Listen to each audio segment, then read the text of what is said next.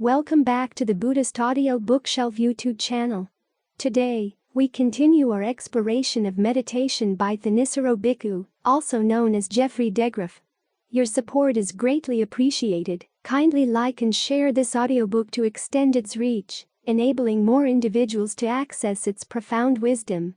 Remember to subscribe to our channel for instant notifications when new content is released. Together, we can propagate the teachings of meditation and mindfulness, nurturing a community focused on enlightenment and inner serenity. We thank you for being a part of our mission to make these transformative teachings accessible to all. Let's commence today's reading. Focal points. September 7, 2012. Try focusing on a new spot tonight, one that you haven't focused on before. Find some out-of-the-way spot in the body that's been neglected and place your attention there. Whether or not you feel the breath there isn't the issue. Just remind yourself that there is breath there, so whatever you feel there quiesces breath. You don't have to make it move or do anything special. Just notice it. Aside from that, breathe in a comfortable way. Or if you like, you can focus on two spots. There was an old retired school teacher I knew in Thailand who stayed at Wat Asakaram and had a reputation among the other lay meditators for being really quick in getting into concentration. Another old retired woman who was quite psychic, she could actually check out other people's minds, told me that by the time her own mind had settled down to the point where she could read other people's minds, the schoolteacher had already put her mind into concentration and could just stay there for the entire session. As the schoolteacher told me, her trick was to focus on two spots at once. She described it as focusing on one spot in the middle of the brain and another spot down at the tailbone. And then thinking of a line connecting the two. She said that it was like hooking the electric lines leading from a light bulb to two poles of a battery. As soon as both ends were connected, the bulb would light up. That was her trick for getting concentrated really fast. So you might try that and see if it works for you. You can choose those same two spots if you like, or any other two spots. The point here is that there's a lot of room for variation in the techniques. You hear so many times, focus your attention on one spot. Yet here's another way of doing it, two spots. You also might look at how you conceive of the focusing, because our notion of focusing is affected so much by the way our eyes work. One of the ways we gain a sense of the three-dimensionality of space around us is in changing the focus of our eyes and seeing what comes into focus, what goes out of focus. Do that for a while, and you have a sense of what's near and what's far. So when you think about focusing on the breath, you may be bringing that habit inside. You may have a mental picture that you, the observer, are right here, and the focal point is out there someplace else. So try to bring the focal point into right where the observer is. In other words, instead of having the focal point ahead of the lens, have it right in the lens and see what that does. One of the points of experimenting with the meditation like this is to uncover some of the perceptions that underlie the way you're functioning. If you don't ask strange questions about what you're doing or try a few strange variations, you'll never see how strange your underlying assumptions are. For all this time, you thought it had to be that way. But it doesn't have to be that way. You can get better results by changing your assumptions. For the time being, use this as a technique for seeing what works and what doesn't work and getting the mind into concentration. This is where playing with assumptions becomes not just a game, but something of value. You actually get bean-style results out of it. We're not just playing little mental exercises for the fun of it. It can be fun, but it's got a serious purpose. Getting the mind to settle down and be steady. You try a variation. Stick with it for a while. See what it does. It's like experimenting with a recipe. After years and years of following Julia Child, you tell yourself, wait a minute. Let's change the seasonings. Let's change the proportions. Why does it have to be the way she says it is? And in some cases, indeed there was a good reason for what's in her recipe. In other cases, well, no. It simply had to do with her personal taste. But you have your personal taste and, after all, remember that image of the cook? You're trying to ND something that pleases you as you're sitting here meditating. Something that keeps you engaged, that engages your imagination and calls a few things into question. So play with the breath as you please. Many people have trouble staying with the breath or getting in touch with the breath energies in the body because their conception of how their body works is determined by what they're told about how it works. What other people can observe, what a doctor says, or what a machine can measure about their breath from the outside. But when you're meditating, you're not looking at the body from outside. You're experiencing it from within, and that means throwing out a lot of your old outside preconceptions, particularly the assumptions that draw on materialism. The idea that you're primarily matter and only secondarily conscious. If you function totally in a materialistic universe, it's going to make you sewer. And yet when we come to meditation, even though part of us realizes that materialism is a miserable way of thinking, we still carry a lot of materialistic assumptions into the mind. So turn things around. Awareness comes RST, the material world, later. You're experiencing things from within, and it's exclusively your territory. You're the expert in here. There's an old Peanuts comic strip where Linus comes up to Lucy and touches her and says, "See how cold my hands are?" She says, "BRRR. Yes, they're cold. But how do you know that they're cold when you're inside them?" Well, you actually know better than anybody else how your body feels from within. In fact, that's something nobody else can know. You're the only one who can. And so it's up to you to explore. Try to give this your full attention. Use some ingenuity and see what happens. If you don't like focusing on one spot or two spots, or a line between two spots, think of yourself as focusing on every spot in the body. When you breathe in, every cell is breathing in and breathing out. If you're using Buddho, every little point in your awareness is shouting, "Buddho, Buddho." Everything becomes a focal spot. They're all equally there. You're equally present at every spot. Try that and see if it gets you really into the present moment. This is one of the reasons why there are so many different variations on breath meditation, even just in the forest tradition, to say nothing of the methods outside of the tradition. The Ajahns have taught many different types of meditation because each of them was out in the forest alone for long periods of time, dealing with his own breath, dealing with his own mind. When things didn't work, to whom could they go? They had to depend on their own ingenuity and their own powers of observation. This is why Ajahn Fuang used these words over and over and over again: be observant. Use your ingenuity. Be observant again. Learn to question your assumptions. I remember when I went to Thailand, it was very typical for Westerners to generalize about the Thais, thinking that Thais were very conformist and all thought alike. But I actually found the Thai people were much more individualistic in their views of the world, how things worked, than most of the Americans I knew. Part of this, of course, was because they had less of a standardized formal education. Most of them learned how to read, how to write, how to do arithmetic, and that was it. So they spent the rest of their lives engaging with the world in their own ways, and each person would come up with his or her own way of conceiving that engagement. It was really interesting talking to them, especially the older generation, and getting their ideas about how things worked. Sometimes their ideas were of the mark as far as areas where it didn't really affect their daily lives, but if something affected their daily lives directly, they were extremely observant and extremely ingenious. That's how they survived. The same principle applies to the meditation. It's a quality we should all develop if we want to survive as meditators. When you're told something, try it out for a while. If it works, stick with it. If it doesn't work, well, ip it around a little bit. Turn it inside out. Try the opposite.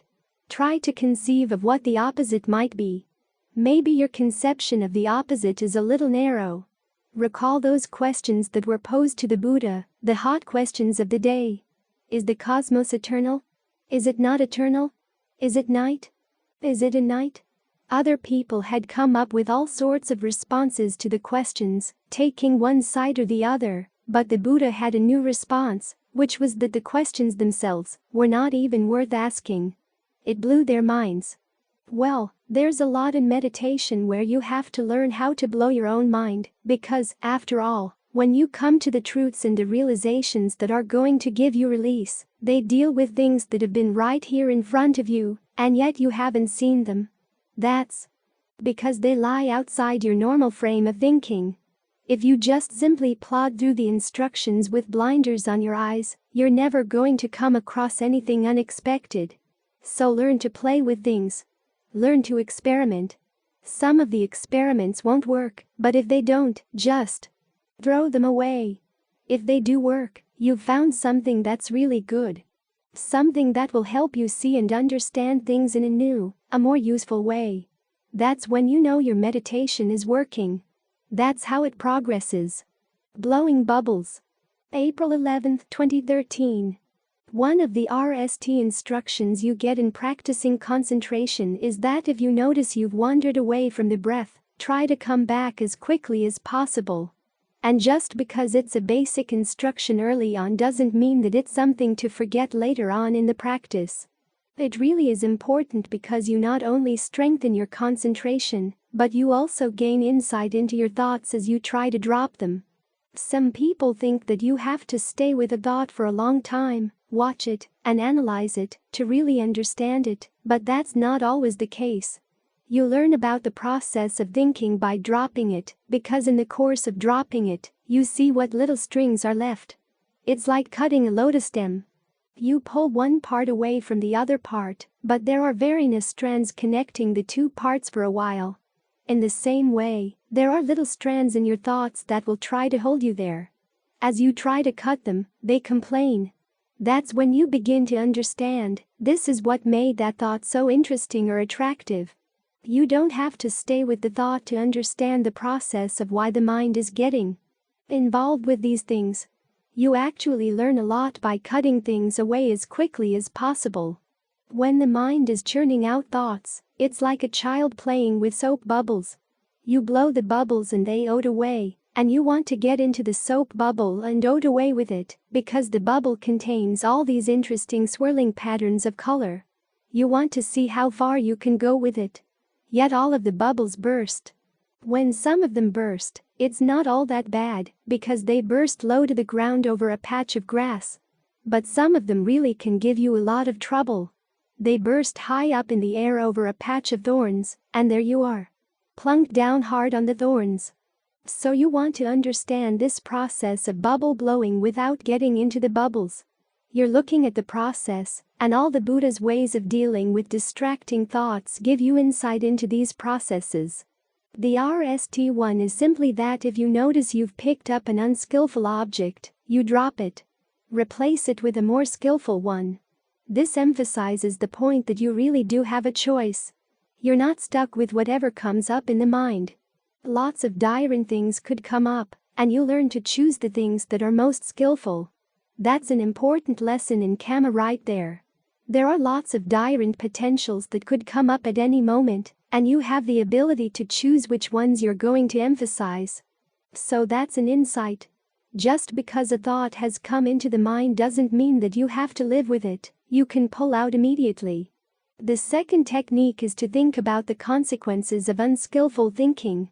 That something keeps coming back again and again and again, even when you try to drop it. So you ask yourself, where is this going to lead me? If I stayed with it for a long period of time, what would I end up doing? You think about the thought in whatever ways you can that make you realize you don't want to go with it. It's a waste of time. One of my favorite techniques is to ask yourself, if this were a movie, would I pay to see it? But it goes deeper than that. If you were to think about lust for days on end, where would it take you? If you think about anger for days on end, where is it going to take you? Nowhere good. So why get involved with it at all?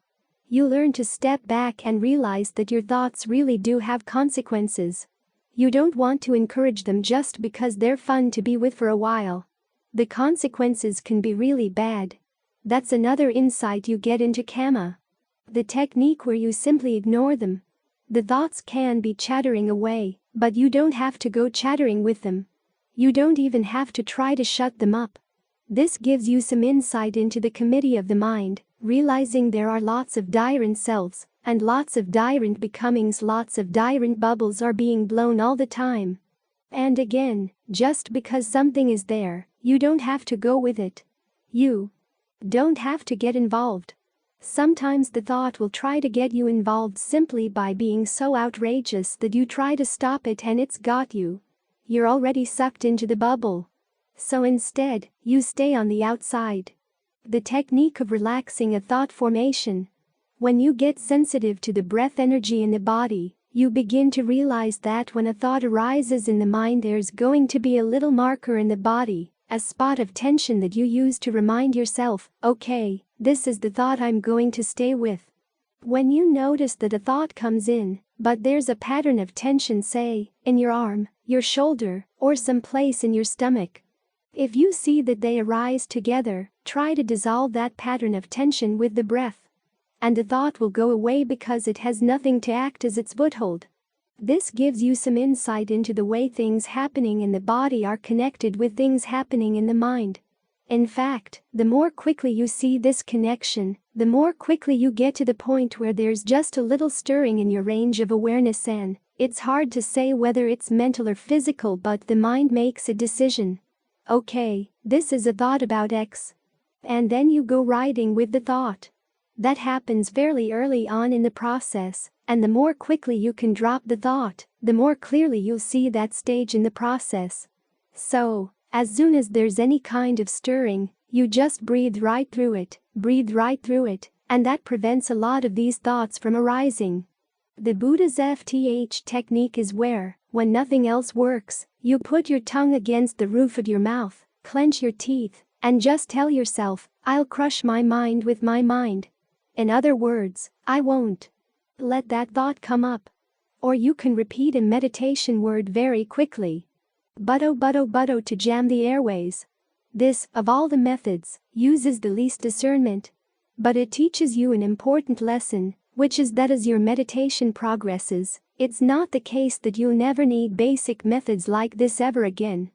Just because one method seems gross or coarse, it's not the case that once you've gone to the 6th grade, you can forget what you learned in the RST grade. Sometimes you have to bring your RST grade lessons to use in the 6th grade. It's the same with meditation. Sometimes the really gross techniques are the only ones that are going to work, and you can't say, my mind is now getting more and more red. I can't use those anymore, or it's a regression to use those techniques. Don't think in that way. Use whatever you've got to use. This is an important lesson in discernment as well. So the ability to drop a thought very quickly is an important part of developing both concentration and discernment. A bubble gets blown and you watch it from the outside, you don't get inside it. You see the process of bubble blowing. You begin to understand it. You stop it more and more quickly as you understand where it's coming from. Otherwise, you get engrossed in the colors of the bubbles, and you want to get in, especially when the thoughts are about Dhamma. You can give yourself a whole Dhamma discourse while you're sitting here. In other words, you're not really looking at the breath. You're going in some Dhamma bubble. Regardless of what the content of the thought is, you want to become able to pull yourself out, because the real understanding is an understanding of the process, how these things happen. The content is pretty irrelevant. It's in seeing the process that you actually gain discernment. And again, the best way to see the process is to try to stop it as quickly as you can. Get back to the breath. You'd be surprised what you learn by simply doing that. Getting untangled from thorns. May 26, 2013. As we meditate, we try to stay with the body because otherwise we're swimming around in our thoughts. Our thoughts are like many different currents in a river or an ocean. This current goes north, that current goes south. This other current spins around, and it spins you around so that you begin to lose track of what's north or south. In other words, it's easy to lose your sense of what's right and what's wrong, what's skillful and what's not. You can't regain it until you can pull back and observe these things a little bit from the outside. In fact, the more you can observe them from the outside, the better. So staying with the body gives you an anchor. It gives you a spot on which you can stand. It's like an island. The island doesn't bow down the river. It doesn't get pushed around by the currents of the ocean. And that way, you begin to see, oh, here's a current coming in from that direction, here's a current coming in from this direction. You can recognize the directions, but as you stand on the island you don't have to bow along with the currents. Another reason for staying with the body, staying with the breath, is that it really does anchor you in the present moment. When you're with the breath, you know you're in the present. And often, it acts as a good mirror of what's going on in the mind. Sometimes there are subtle currents that you otherwise wouldn't notice, but because they have an effect on the subtle aspects of the breath energy, you can detect that they're there. So there are a lot of good reasons for wanting to stay with the body. It helps you observe thoughts arise, pass away, and it gives you something solid to hold on to. As thoughts begin to subside, you're not lost. You're right here where everything important is happening. The issue, of course, is that before your thoughts begin to subside, you have to get through a tangle. To change the analogy, they're like lots of dire and thorny bushes. You get past one and then that you're snagged on it. You have to go back and undo whatever's been snagging you. I was up on the North Rim this last week, and there are a lot of little locust bushes with lots of long thorns. As I was hiking through the forest, my old blanket was constantly getting caught. I'd have to stop, go back, and very carefully pull out that thorn, pull out this thorn. I found that in doing that, I learned a lot about thorns, and I learned a lot about the weave in my blanket. It's the same in dealing with distracting thoughts. We want to get past them, we'd rather not have to deal with them. Often we're very impatient. When will I get past this? And sometimes we do get past a particular thought, but then it comes back again. It's very easy to get discouraged. But you've got to look at the distractions as opportunities to gain understanding, to gain discernment, to pull back and see what's caught and where and why. You gain a lot of insights into your own mind this way. So even though you're trying to get past your thoughts, still it requires patience and a willingness to learn often the very lessons you don't want to learn about yourself. Some people avoid this by saying, well, I'll just accept whatever comes, whatever goes, and not worry about trying to get the thoughts to settle down. But you're never really going to understand them that way. You can observe a little bit, little ashes of things as they go past. To really understand them, though, you have to resist them and learn how not to get discouraged when they overcome your resistance, but just simply ask yourself, okay, where was the weak link in my resistance here? So we have to use a combination of patience and persistence with these thoughts, in the same way that getting my blanket untangled from the thorns required patience and persistence. If I were in too much of a hurry, the blanket would rip. If I gave up and just left the blanket there, then I'd be left without a blanket, and it was cold up there. I needed a blanket, so I needed to untangle it carefully. In the same way, we need our mind to be functioning well, so we have to untangle it carefully. Always hold in mind the fact that this is a long-term project we're working on here, and a very delicate one. You can't just rush through things. It's also especially important not to get discouraged when you've worked through something, and then end it coming back again. It's not a sign that you failed, simply that you learned one lesson, but there are other lessons you have to learn as well. Most of the problems we have in our lives come from impatience. We're a very impatient nation, a very impatient generation. But the impatience often gets us into trouble. Sometimes wanting to do something quickly does give rise to quick results, and sometimes it just messes things up. I understand there's an internet company that has as one of its slogans, "Move fast and break things." Well, that's not what we're doing with the meditation. We're not trying to break anything, we're trying to understand things. And that requires untangling them, sometimes one thread at a time. When a particular instance of anger comes up, sometimes many threads are caught. Or they catch you. Many thorns catch you in your blanket. And when you've learned about one thorn, that doesn't mean you solved the problem. When you come back and the other thorns get you, it doesn't mean that removing that RST thorn was a failure. It was just one step in a very complicated process. It's the same with lust. That there are many layers to lust. Your attraction to a particular image, to particular details in what you see, your fantasy narratives, your role in the narratives, your attraction just to the feeling of having lust. Then there are all the little details. That's why the Buddha said, when he was describing restraint, that you notice the details or the themes and variations, the general themes and the little tiny things that can set you oa. It's not that you don't look at people or anything at all, but simply that you learn how to notice. What are the things that attract you? That's where you learn some really important lessons about the power of perception. Certain perceptions have certain ideas associated with them, and it's all pretty arbitrary. As the Buddha said, it's fabricated. You want to see these fabrications in action because that's where ignorance lies, the big root that we're trying to dig out here.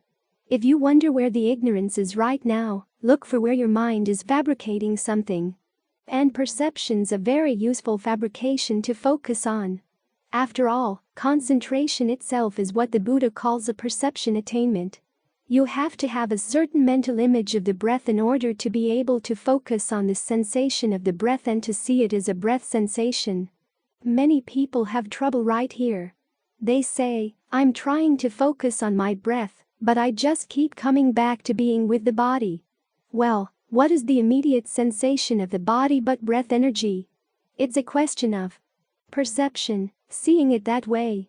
Then you begin to realize, okay, you can see it that way. Or you could see it in other ways, but the question is, which perception is most useful? Realize that you have the choice. There are lots of different ways you can perceive things. It's like going to another country that has a different system of medicine. Their whole analysis of diseases, the different categories of diseases, the way they've organized them and the way they treat them, there's a whole different body of perceptions that they apply to diseases, even though they're talking about many of the same things that happen to us here in America. There are a few variations, some different diseases that we don't have here, yet many of the basic diseases are pretty much the same. But their way of categorizing them, their way of treating them, their way of understanding why they're there in the body is very different. Instead of simply dismissing their approach as something strange, you learn from it. Sometimes it can treat diseases in ways that are more direct and effective than anything you've known here. You realize, okay, there is that angle from which I could look at things, and it works. Once you get a sense of the power of perception in your concentration, then it's a lot easier to see it at work in your thoughts. How one particular perception can ignite anger, and another perception can ignite lust or fear, greed or envy. You begin to realize how arbitrary these things are. That in itself is very liberating. So, if you that your blanket is snagged on the thorns, just stop and very carefully take things apart one thorn at a time. Have the patience so you don't rip your blanket, but the persistence so that you actually get it free. An important part of the skill in the meditation is just that. Knowing how to balance these things. This is one of the main ways that we develop discernment in the practice. If the practice were simply a matter of going to a far extreme, whatever that extreme may be, it wouldn't require much thought or discernment. It would require just a lot of pushing. As the Buddha said, his path is a middle path, and it's middle in lots of different ways. You have to figure out how much food is enough and how much food is too much if you're trying to practice. How much sleep is enough, how much sleep is too much. How much pressure to put on your object of meditation. If you don't put any pressure at all, you'll be ying away. You put too much pressure, and things begin to clamp down, you don't feel comfortable here. How much thinking is necessary? How much thinking is too much? As you engage in these issues, that you really do develop your powers of discernment. You develop sensitivity to what's working and what's not, what's skillful and what's not. This is where the discernment becomes your own because, after all, it is your stress, it is your suffering that you're dealing with, along with the fact that you're causing it, and that these are things you experience from within. You can read about these things and have all kinds of theories and have everything all correct so that you can explain it to other people. But if you don't actually see it happening within your present awareness, it's just perceptions. And even correct perceptions can hide things if your gaze is not all around. So again, this is one of the reasons why we stay here with the body. You start by experiencing the body from within. You don't worry about how other people might explain what you're sensing here. You ask yourself, how am I sensing this? We use the Buddha's categories of breath energy, earth, water, and Re to help give ourselves a vocabulary for getting a sense of what's going on here. Then you begin to see your thoughts as they have an impact on the body and on your feelings. And as you get sensitive right here, you get more and more sensitive to where there's stress, and where there's no stress, what kind of fabrication leads to more stress, what kind of fabrication leads to less stress. It's right here that everything becomes apparent in a way that may be unexpected, but really does you a lot of good. So right here is where you belong. Nurturing your inner adult. September 10, 2013.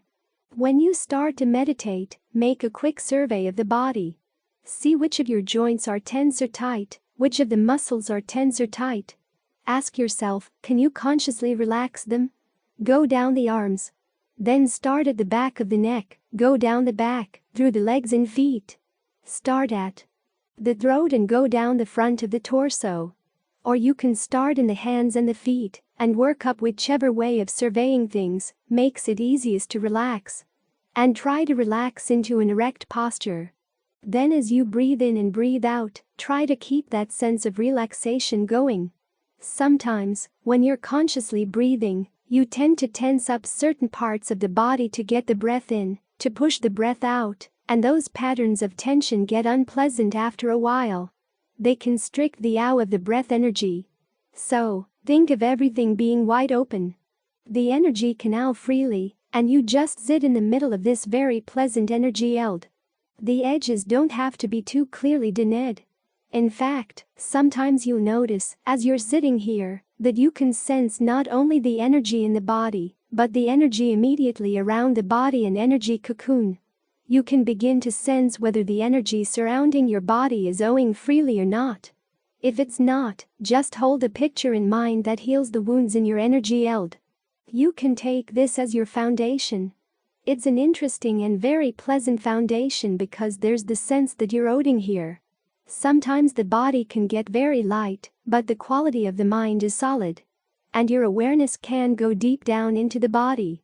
Having this as your foundation is very useful because it changes the balance of power in your mind. All too often when greed, aversion, delusion, fear, jealousy, any unpleasant or unskillful emotion comes into the mind, the way you breathe is going to change.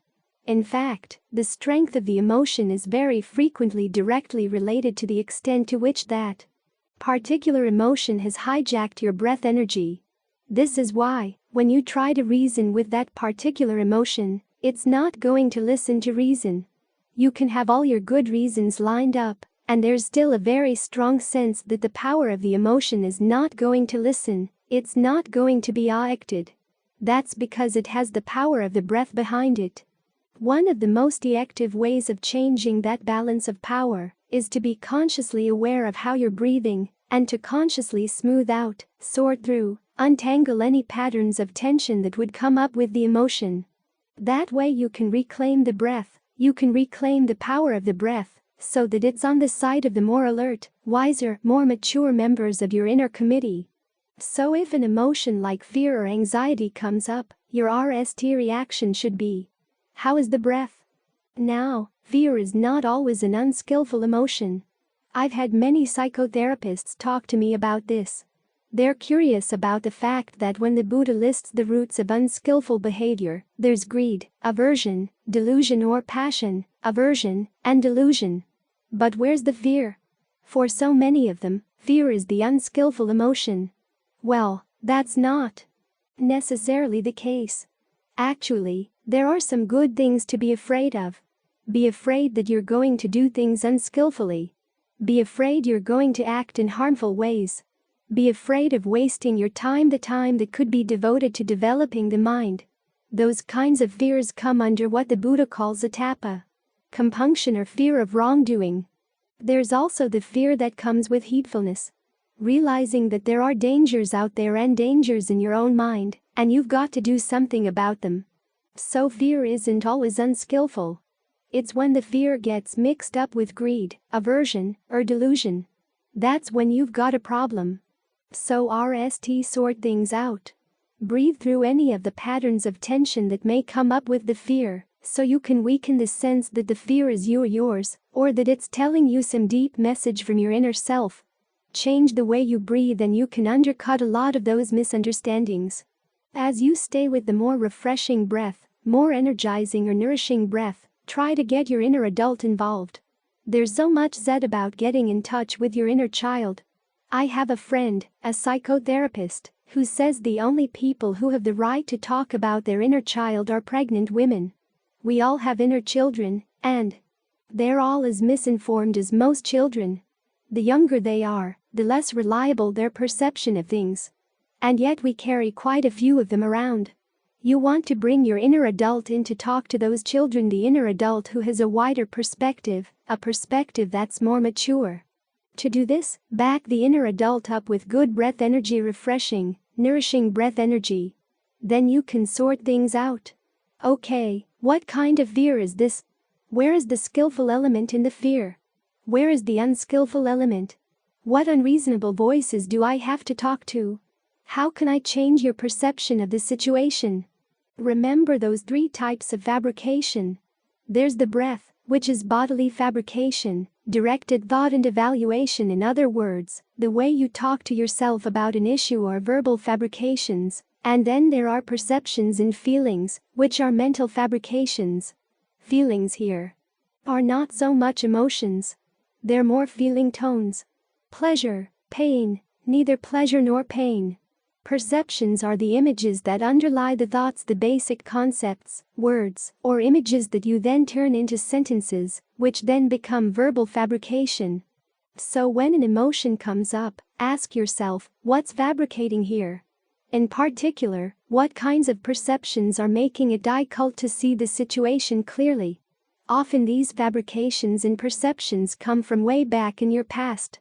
Some of the childish members on your committee have held on to these perceptions for a very long time. And one of the reasons they're so active in holding on is that they keep these images in the shadows, so that they just get past, like the subliminal messages that are broadcast on TV. They're there, but you're just barely aware of them. Yet they have their power precisely because you're just barely aware. They speak to a different part of the mind, the lizard brain, the part whose emotions are really raw.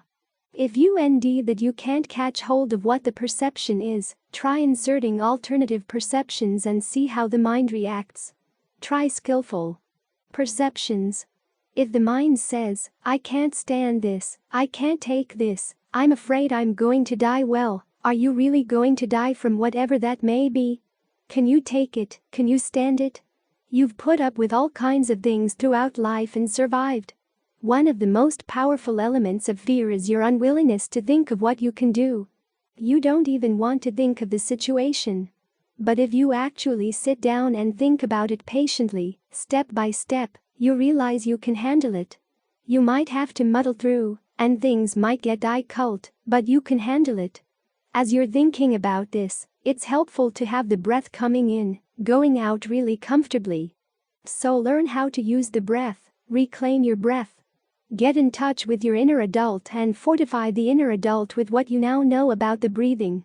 That'll change the balance of power in the mind. This morning we were talking about the faculties that the Buddha teaches. The faculties of conviction, persistence, mindfulness, concentration, and discernment. The word for faculty, indriya, is related to Indra, the king of the gods, the dominant deva. The implication is that you want these faculties to be dominant in your mind, you want them to have power. They're your inner adults.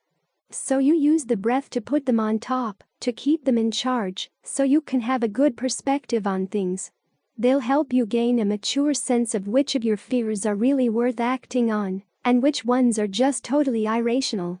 That way, with a healthier inner committee like this, you can function a lot more effectively and cause a lot less suffering for yourself and the people around you. The bureaucracy of the dilemmas. December 30, 2014.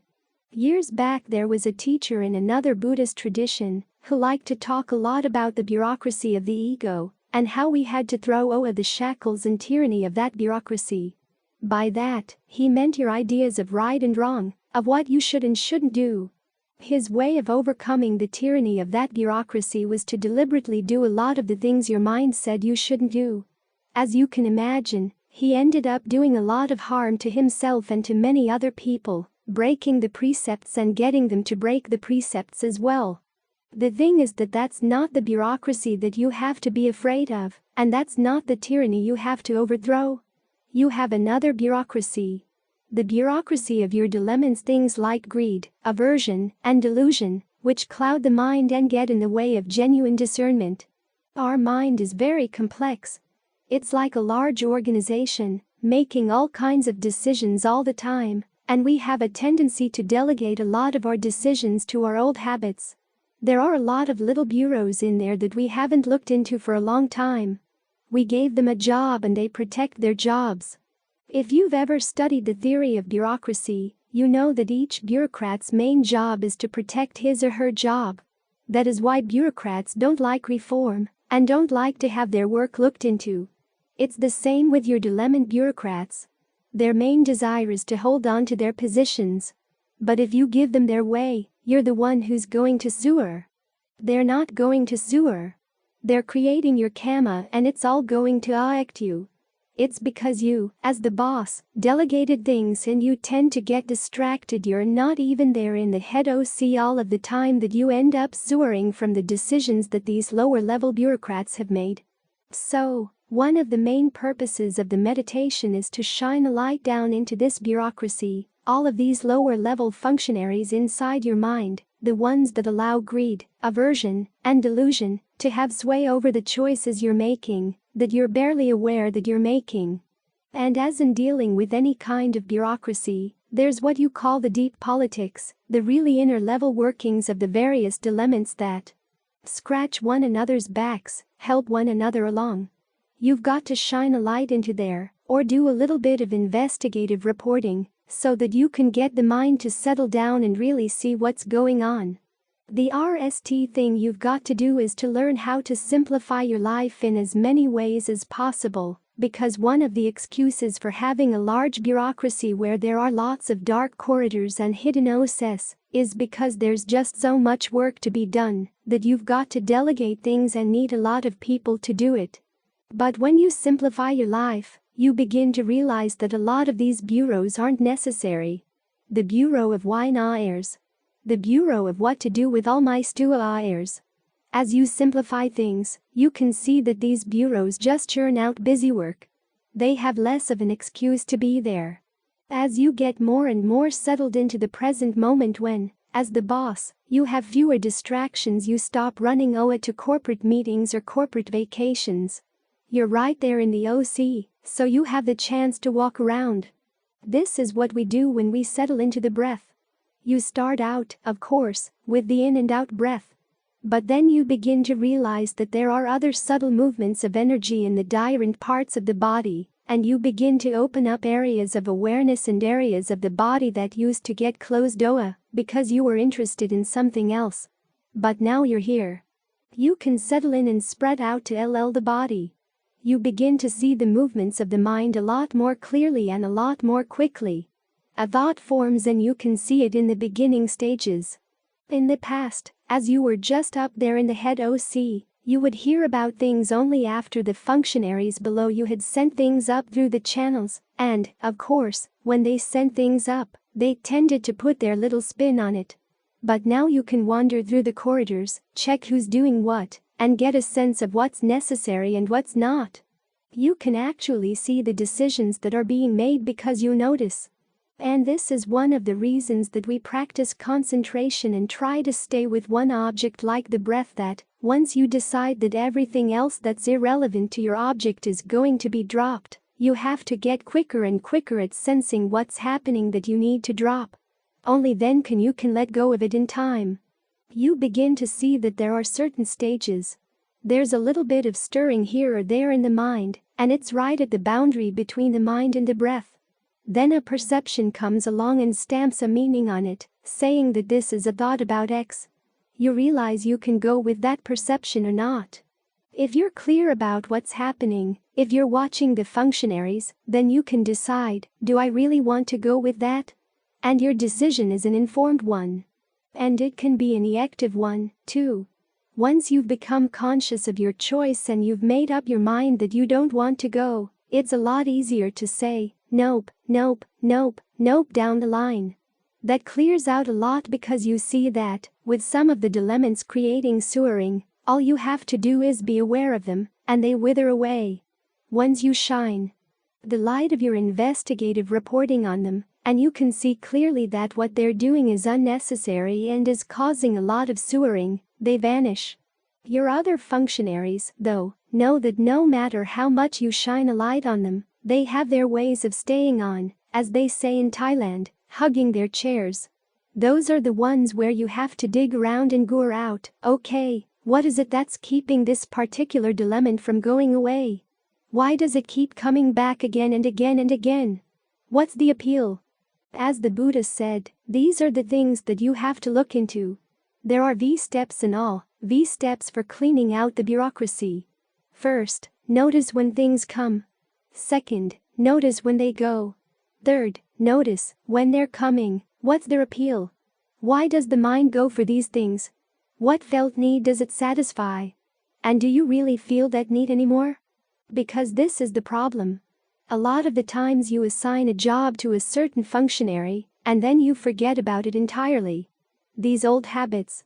Some of them go back to your childhood, old ways of thinking, old ways of seeing the world, understanding how you can get pleasure out of something. Because that is what these functionaries are all working for, their ideas of what happiness should be, what pleasure would be. You've got to look at the pleasure and say, okay, what's the price of this pleasure? The functionaries don't care about the price of the pleasure, but as the boss, you've got to have your accounting books uppermost in your mind. Otherwise the RM will go bankrupt. This is where you begin to see the drawbacks of the pleasures advanced by the dilemmas, which is the fourth step in cleaning out the bureaucracy. You really see that the pleasure isn't worth the price, and you lose your taste for it. And then the FTH step is seeing the escape. How do you escape from your delight in the allure? Part of the answer lies in seeing the drawbacks, and part lies in realizing that you have the choice and that there is a better choice. You don't have to go with greed, aversion, and delusion anymore. You don't have to believe their PR. You learn how to see through all of their political maneuverings. This is how you engage with the deep politics of the mind. It takes a lot of rooting out. It's not easy work, but once the mind is settled down and has a good strong sense of being stable and being here, fully here, link the whole body with your awareness so that these lower level functionaries are all exposed for what they're doing, then it's a lot easier to clean them out of the bureaucracy. That having a bureaucracy doesn't always have to be a bad thing. A lot of decisions do have to be made. Even simply sitting here with the body, a lot of things are being decided in various levels of your awareness, and it's good that you don't have to take on every little detail. As long as everything is transparent, you've got wisdom in charge, you've got discernment in charge. That this bureaucracy, instead of continually churning out problems and churning out suffering, can actually become harmless, blameless, useful. So it's the bureaucracy of your dilemmas, not the bureaucracy of the ego, that you have to watch out for. The problem lies, not in having a sense of right and wrong, but in having the wrong sense of right and wrong, one that's been skewed by the dilemmas. That's what you have to straighten out. Above all, as long as your life is very complex and your mind is taking on lots of tasks, it's going to be hard to deal with these things, hard to see these things. You want to simplify as much as possible and get your awareness to settle down. Instead of focusing outside all the time, get it to fully inhabit your body. That way, all the little back corridors and basements in this bureaucracy you've got here become open to your conscious awareness. All of the karma that you've been creating in a semi-conscious way becomes a lot more conscious, and your ability to bring consciousness and discernment to these things is what's going to make all the tyrants, murderers, vipers and floods, oh my. July 15, 2013. There's a sutta where the Buddha gives a very extended analogy for the practice. He starts with a man being presented with 4 vipers. The man is told he has to care for them, feed them, bathe them, lift them up, put them back to sleep. You have to do this time and again, they say. And if any of these vipers gets provoked with you, you'll meet with death or death-like pain. So the man runs away.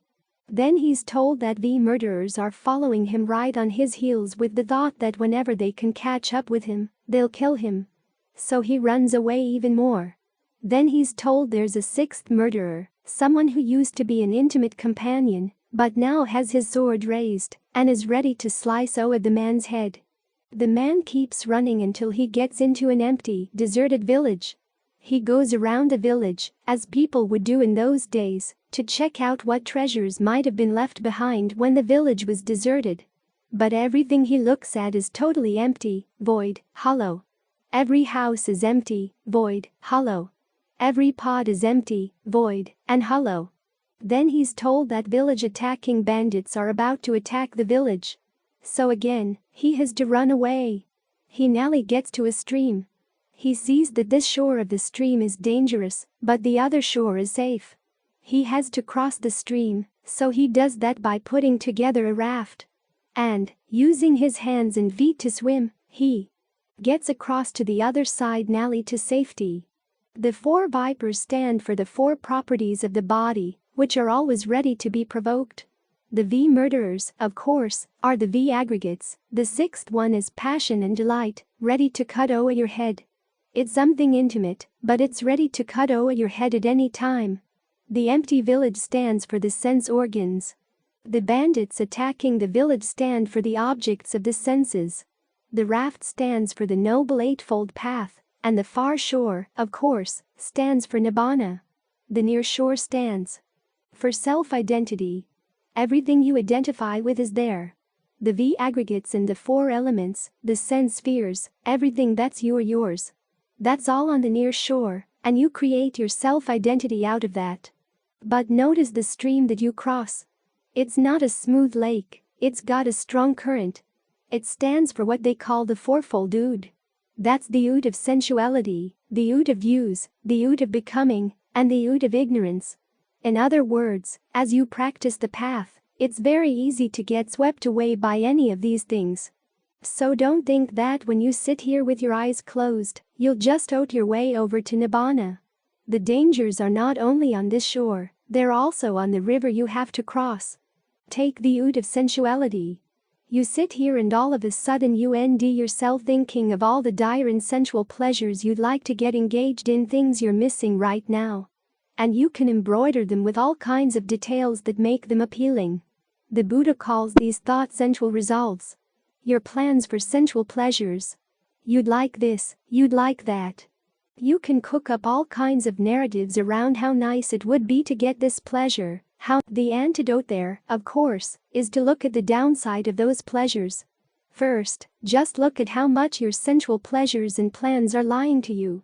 There's that great story in Ajahn Lee's biography about the time he was a young monk and was feeling tempted to disrobe. He goes up into an empty spot in the Chiti at Wat Sra Patham in Bangkok. He makes his plans. How he's going to disrobe, what lay life is going to be like. And at RST, the story is really amazing. He gets an ideal wife from a noble background and lands a good job. He gets a kid. But then reality sets in. The wife is not all that healthy. After all, she came from a noble background, she's not used to having to work. She dies. And things just go downhill from there, until he says, "Gee, I wish I hadn't disrobed." Then he reminds himself, well, no, I haven't disrobed. Here I am. Simply by being truthful to himself, he began to realize, with all the sensual pleasures he was planning and thinking about. All that thinking and planning was a lie. Notice that when the Buddha's talking about sensuality, it's not the objects that are the problem. The problem is the stories that we like to create around them. We're really attached to our story making. But still, we have to look at the downside, and that includes looking at the downside of the objects. The human body is the number one sensual attraction. We start out being attracted to our own bodies, attached to them, and then from there, we go on to other people's bodies. So we have to turn around and look at our bodies. This is why the Buddha has that meditation on the 32 parts of the body. Or he had 31, the commentary added another one. But there are not just 32. A lot of parts are missing in the list, and you can add any parts you like that help remind you that this body you've got here, if you take it apart and look at all the different parts, is pretty disgusting. The clothing you use. If you wore it for several days at a time, you couldn't stand it. You'd have to wash it. And it's not from the dust outside, it's from all the sweat and other stew that comes oozing out through the skin. So this contemplation is one of the weapons you use against that ood of sensuality that comes washing over you while you're sitting here and meditating. Then there's the ood of views. Number 1 is, what are you doing here, sitting here, just doing nothing with your mind? Can't you be doing something more creative? Okay, what about the creations? What do they accomplish? And what is this voice? Where is it pushing? Where is it coming from? There are lots of views that could get you to give up the practice, especially if you're born in the West. Lots of our cultural values push us away from the Dhamma, push us away from really trying to look deeply into ourselves. We've got a lot of those voices within us that we identify with. And they've got lots of clever arguments. But don't think that people raised in Buddhist countries don't have similar problems. They've just got different voices, different ways of getting pulled away from the practice based on views of one kind or another. So you've got to have good arguments against them.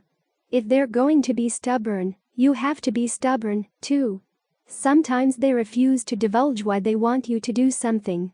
They simply adopt a threatening or a seductive tone and insist that you've got to do it. You say, well, I'm not going to listen to you until you give me a good reason. They'll try to push you. They'll yell at you, they'll get into your breath, and from there they'll get into the hormones of the body and make it seem like you can't stand to sit here. As they say in Thai, those voices will put a squeeze on your nerves. But you've just got to be stubborn. I need a good reason for why I should stop meditating. And when they nally or a reason, ask yourself, is this going to take you any place you've never been before? The meditation promises to take you all the way to the other side of the river where you've never been. And the people who stand there, beckoning you, they're reliable people. This is one of the reasons why the Ajahns in Thailand stress so much the principle of practicing the Dhamma in accordance with the Dhamma, and not in accordance with your views.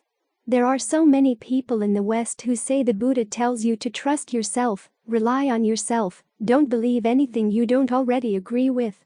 But he never really said that.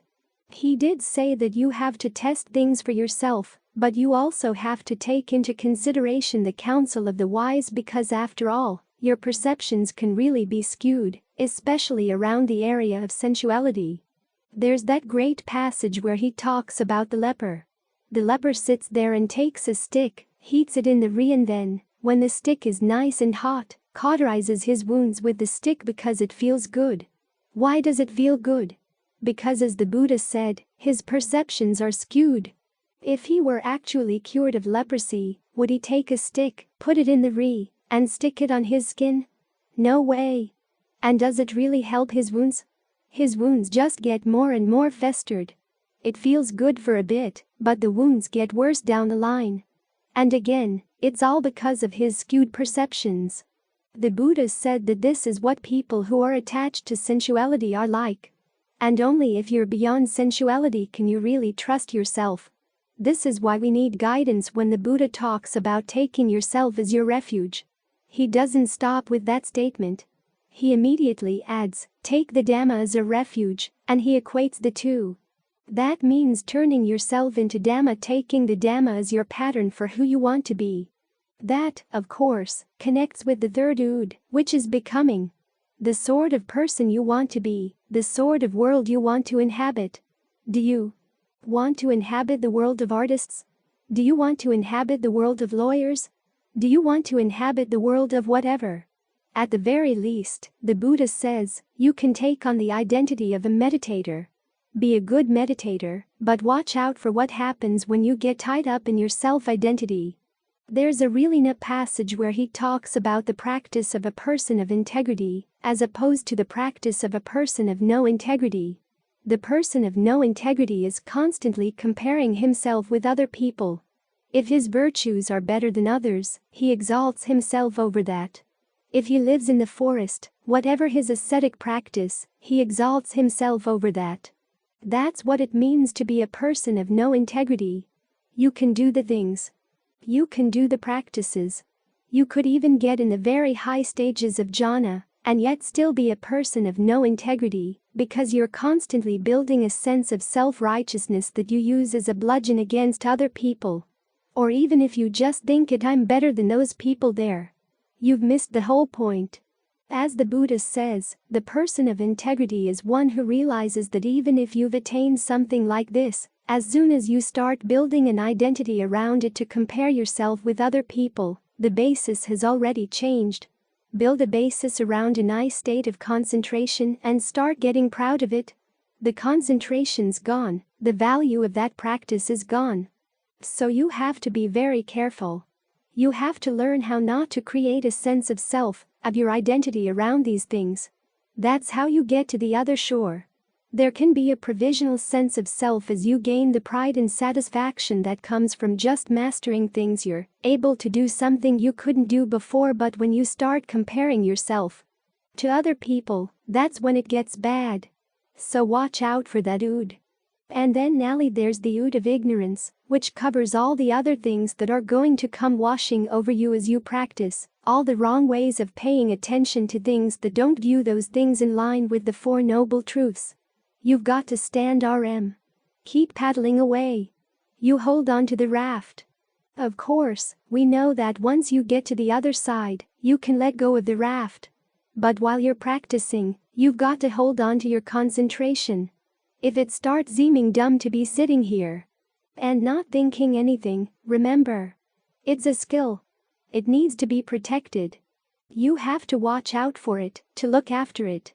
There's that phrase where the Buddha talks about protecting your mindfulness by putting aside greed and distress with reference to the world. Okay, there are lots of things out there in the world that are going to pull you away, saying, this would be better, that would be better. Or, this is something you want to get upset about. You have to learn how to inure yourself to these things. To protect yourself. And that's a skill.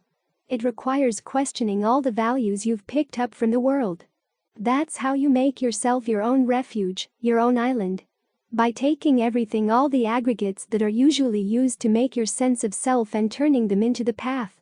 That's what will get you over to the other side. You have to realize that even though there are lots of dangers on this shore and you don't want to stay here, still you're going to have to face a lot of dangers as you practice, things that'll pull you away.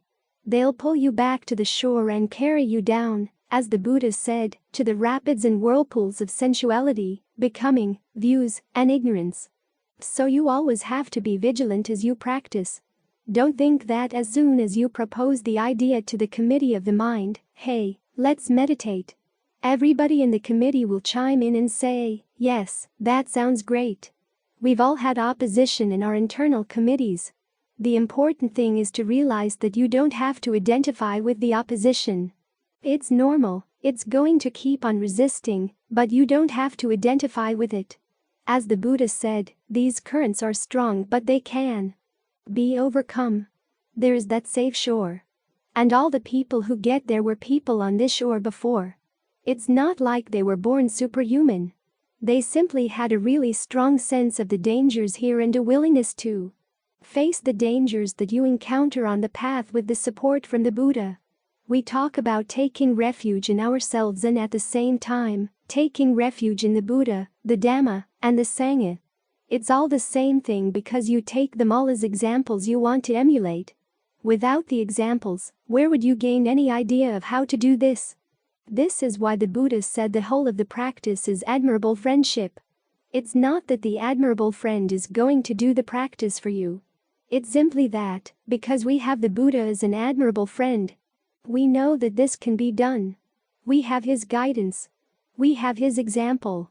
And we have the Sangha to show that the Buddha wasn't the only person who could do it.